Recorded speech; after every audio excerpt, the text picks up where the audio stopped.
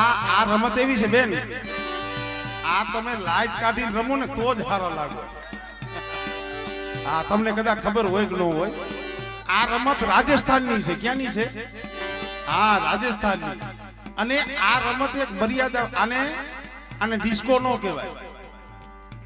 ઘણું આપણી સમાજ એમ કે ઓલા ડિસ્કો કરે, આને ડિસ્કો નો કહેવાય, આને રમત કહેવાય, આને પરંપરા કહેવાય. રાજસ્થાનમાં કોઈક જાવ ને તો જોઈજો, સાથી હમાણો ઘૂમતો હોય અને ભગવાનના નામનું માતાજીના નામમાં તલિંગ થઈ અને એના નામ ઉપર રમતા હોય. એટલે લાજ કાઢી રમે બરોબર છે.